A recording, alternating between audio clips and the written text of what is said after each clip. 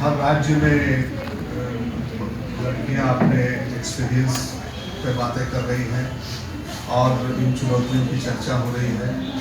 शिक्षा में बजट बढ़ाया जाए, स्कूल बनाए जाए, बैरियर फ्री एजुकेशन हो। सेफ्टी और सिक्योरिटी का इशू है जो लड़कियों के लिए बहुत ज़्यादा है, बड़ा इशू है। बहुत सारे एरियाज में हमारा देश, पूरा ही देश ही कॉन्फ्लिक्ट जोन में बदलता जा रहा है। जगह जगह टकराव हो रहे हैं, अभी आप देख रहे हैं बहुत सारे। तो एक पीसफुल कंट्री नहीं हम अपने को क्लेम कर सकते हैं, क्योंकि नफरत की फैलाई जा रही है, फिर उसके खिलाफ भी लोगों को लड़ना पड़ रहा है। तो इस तरह की सिचुएशन हो गई है पूरे देश में, और इसमें लड़कियों को महफूज रखना और उनकी शिक्षा को जारी रखना, यह एक बहुत बड़ी चुनौती है, पूरे देश के सामने चुनौती। और ये केवल बच्चियों का सवाल नहीं है, लड़कियों का सवाल नहीं है, ये महिलाओं पर जो हिंसा बढ़ रही है, ये सारा प्रश्न एक दूसरे के साथ जुड़ा हुआ है। इसलिए और फिर स्टेट का नेचर भी बदलता जा रहा है। आपने देखा कि स्टेट भी एक डेमोक्रेटिक स्टेट, आज़ादी के बाद हमने एक ऐसा राज्य बनाने की कोशिश की थी, एक ऐसा कॉन्स्टिट्यूशन बनाया था जो फेडरल प्रिंसिपल्स पे खड़ा हो और जिसमें विविधताएं हो। एक बहुरंगी किस्म का भारतीय समाज हमने बनाने की कोशिश की, जिसमें भी खतरे मंडरा रहे हैं और इस वक्त सबसे ज़्यादा बड़े पैमाने पर महिलाएं और लड़कियां सड़कों पर हैं। ये इतना कभी रहा ही नहीं देश के अंदर, लड़कियां सड़कों पर हैं। वो लोग जो कभी निकले नहीं और वो लोग अपनी आवाज़ बुलंद कर रहे हैं। तो हम तो ये कहेंगे कि हमारे देश में महिलाएं खुद अब जितनी उनके सामने मुश्किलें खड़ी हो रही हैं, लड़कियों के सामने मुश्किलें खड़ी हो रही हैं, उतनी ही ज़्यादा मजबूत होकर के वो सामने आ रही हैं। और वो केवल अपने ही लिए नहीं, बल्कि भारतीय समाज के लिए, पूरे देश के लिए और अब देश के संविधान के लिए भी बात कर रही है। तो एक बड़ी ताकत हम आज के दौर में देख रहे हैं, और ये ताकत हमको हर जगह दिखाई देगी। ये ताकत अगर एक भौतिक शक्ति में कन्वर्ट हो गई तो मैं आपको बताता हूँ कि ये हर गली मोहल्ले, हर स्कूल के बाहर हर जगह दिखाई देगी। और जो ये चुनौतियाँ हैं जिसका भारतीय राज्य कम नहीं कर पा रहा है, वो समाज के लोग खुद आगे निकल करके इसको कम करने की कोशिश करें। तो ऐसे माहौल में ये जो गर्ल चाइल्ड डे है और इंटरनेशनल एजुकेशन डे है, ये पूरे देश में ऑब्जर्व किया जा रहा है।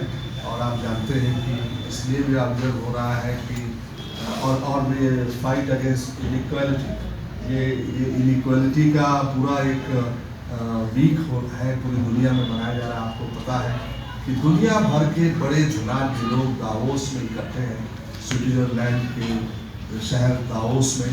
दुनिया भर के अमीर लोग जो अब अमेरिका आंकड़ा तो आप जानते हैं कि हमारे 1% हिंदुस्तान के लोग जो है अमीर लोग, 58% दौलत उनके पास है। उर्मिलेश जी बाहर दिखाई दे रहे, जरा उनको बुलाइए। तो 1% लोग जो है वो 74% वेल्थ कब्जा किए हुए हैं। तो इसलिए एक ये लोग सब दावोस में इकट्ठे हैं।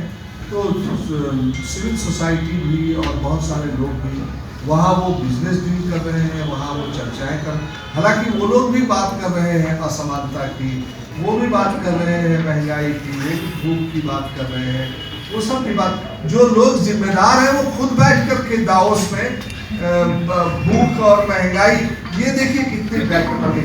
उर्मिलेश जी वरिष्ठ पत्रकार हमारे बीच में है, मैं उनको आमंत्रित करता हूँ तो आए। और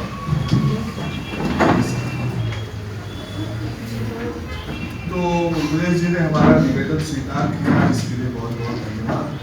तो इसलिए हम जो बात कर रहे हैं कि दावोस में वो लोग जो दुनिया भर में इनइक्वालिटी के लिए जिम्मेदार है, फासले के लिए जिम्मेदार है, मेरी गरीबी के बीच में डिप्राइवेशन के लिए जिम्मेदार है। अगर हमारे देश में बच्चों को शिक्षा नहीं मिल रही है, स्वास्थ्य नहीं मिल रहा है, तो उसका भी एक बड़ा कारण है कि कहीं न कहीं पूंजी का संचय बड़े पैमाने पर हो रहा है और वो पूंजी डिसेंट्रलाइज नहीं है। ये पूंजी जो है वो नोट जो छपता है ये एक्चुअली वो है नहीं, वो प्रोडक्शन से पूंजी क्रिएट होती है और वो प्रोडक्शन जो है वो हमारे देश के रॉ मटेरियल से होता है, हमारे देश के संसाधनों से होता है, नेचुरल रिसोर्सेज से होता है, उससे ये पूंजी का निर्माण होता है और ये इतना ज़्यादा पूंजी एक दो आदमी इकट्ठे कर लेते हैं और उसका नतीजा ये होता है कि शिक्षा के लिए पैसा नहीं, स्वास्थ्य के लिए पैसा नहीं, बच्चे मालन्यूरिश्ड हैं उसके लिए पैसा नहीं है, या मान लीजिए सैनिटेशन नहीं है, पीने का पानी नहीं है, पानी शुद्ध नहीं है उसके लिए पैसा नहीं, बहुत सारे लोग इस जाड़े में ठिठुरते हुए सड़कों पर अपनी रातें गुजार रहे हैं, उनके लिए कोई आवास बनाने के लिए पैसा नहीं। तो ये सारा पैसा जो है लोगों के डिप्राइवेशन का कारण है जो ये इनइक्वालिटी बढ़ती है। तो ये हफ्ता जो है पूरा मनाया जा रहा है इनइक्वालिटी के खिलाफ और हमने देखा कि वो इनइक्वालिटी, जेंडर इनइक्वालिटी भी बहुत ज़्यादा है हमारे देश में, शिक्षा के मामले में भी इनइक्वालिटी। हमारा ही देश एक ऐसा है जहां पब्लिक वर्सेज प्राइवेट नहीं है बल्कि पब्लिक सिस्टम के अंदर भी कई लेयर है। आपको पता होगा कि पब्लिक फंड से हमारे यहाँ एक ऐसा स्कूल चलता है जिसमें कि टीचर नहीं है, टॉयलेट नहीं है, पानी नहीं है, हटियाल है और उसी पब्लिक फंड से केंद्रीय विद्यालय, नवोदय विद्यालय ये भी चलते हैं। ये 3 लेयर सिस्टम हमारे देश में है। एक प्राइवेट सिस्टम है और एक स्पेशल कैटेगरी स्कूल है जो पब्लिक फंडेड है और एक पैथेटिक मिलियंस ऑफ स्कूल है जो पैथेटिकली चल रहे हैं, वो भी पब्लिक फंडेड है। तो कई तरह के लेयर हमने हिंदुस्तान में शिक्षा के अंदर बना रखी है और उसमें बड़ी ही असमानता है। कोठारी साहब ने 66 में कहा था कि कॉमन स्कूल सिस्टम लाइए, हर बच्चे को समान अवसर शिक्षा का मिलना चाहिए, बच्चों की शिक्षा में किसी तरह की असमानता नहीं होनी चाहिए और उसके लिए सरकार इन्वेस्ट करे। ये एक्सपेंडिचर नहीं है, ये इन्वेस्टमेंट है और ये इन्वेस्टमेंट होना चाहिए राष्ट्र के लिए, आने वाले भविष्य के लिए, किसी देश के लिए। और इसलिए 6% शिक्षा पर खर्च करने की उन्होंने 66 में सलाह दी थी जो कभी नहीं लागू हुई। और अभी तो 3.4% है, वो भी आंकड़े गलत बताए जाते हैं। 17-18 में सरकार ने कहा 2.7% है। तो बहुत सारे आंकड़ों का भी आजकल आंकड़े कौन से सही हैं ये भी पता नहीं चल जाता और कई तरह के आंकड़े वो जारी कर देते हैं तो उससे आदमी कंफ्यूज हो जाता है कि कौन सी बात सही है। तो इस तरह का भी खेल हमारे पास चला। आंकड़े सही नहीं होंगे तो पॉलिसी भी सही नहीं होगी। पहले तो ये पता चले कि आंकड़े क्या हैं, तब आप एक करेक्ट पॉलिसी बना सकते हैं। तो सरकार जो है अभी तो बहुत सारा, अब पता नहीं कितना इससे उनको क्या फायदा है। तो कुल मिला के हमारा ये जो सत्र है, पहले सत्र में हमने लड़कियों की, छात्राओं के विचार सुने, उनकी बातें सुनी और कैसे कैसे वो ये बात आप समझ लीजिए कि स्कूल पहुंचना भी गरीब परिवार के बच्चों के लिए एक संघर्ष है, वो एक बड़ा संघर्ष है और खास तौर से लड़कियों के लिए।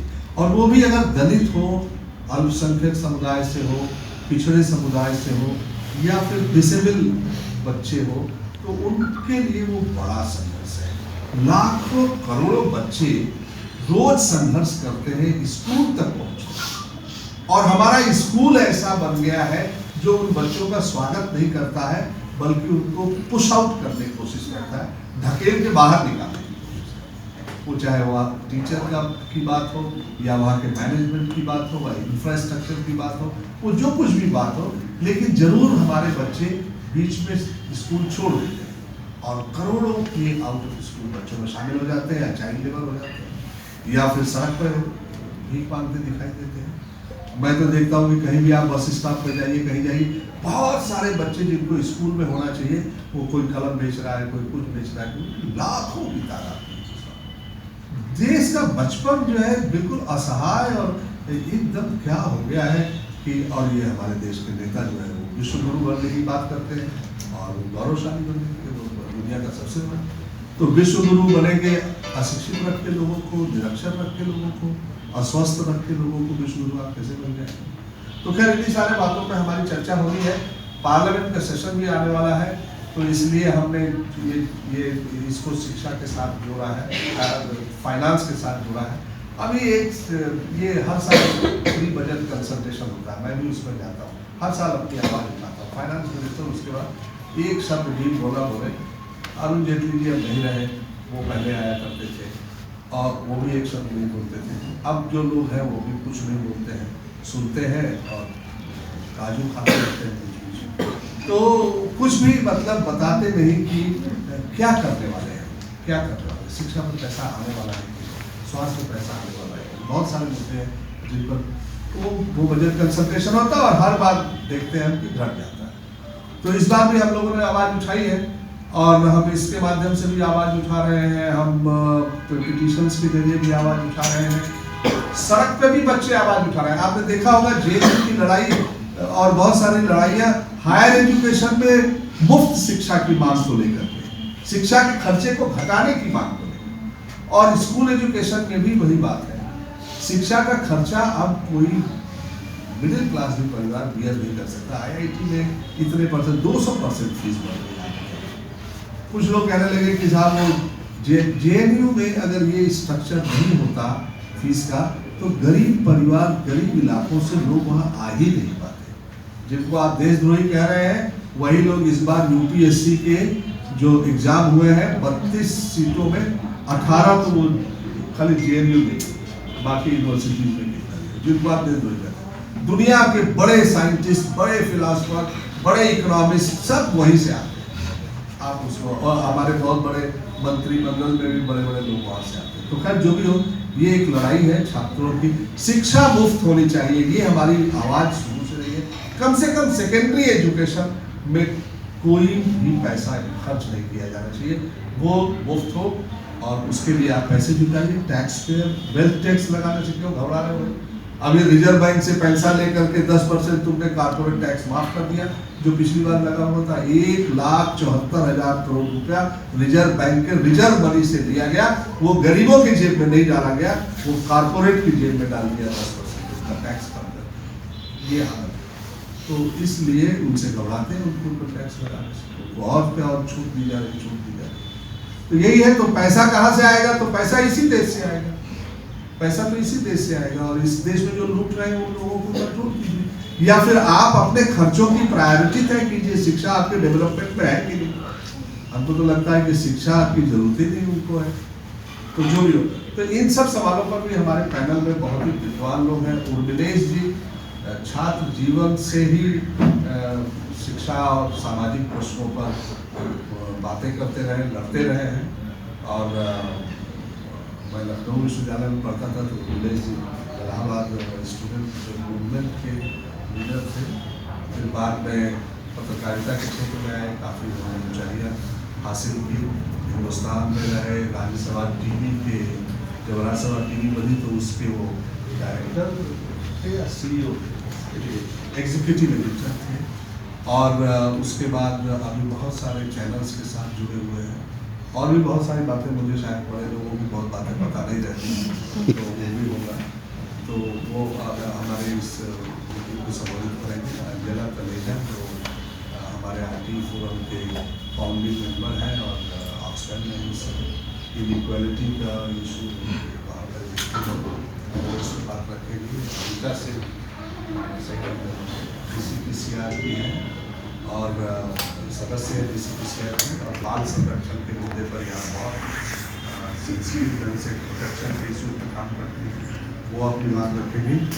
और सलाम भाई जो है चाइल्ड राइट्स के एक्सपर्ट हैं, शुरू से चाइल्ड राइट्स पे काम करते रहे, कई संस्थाओं में ट्राई में भी थे और कई जगह पर काम किया इन्होंने। अभी वो CWC के चेयरपर्सन है साउथ एंड साउथ ईस्ट। और डॉक्टर अपराजिता है जो हमारे CSD में है, फैकल्टी है, असिस्टेंट प्रोफेसर है। वो एक हाईलाइट इसके बारे में रखेंगे और इसके बाद जो है पैनल डिस्कशन में जाएंगे। तो मैं थोड़ा जब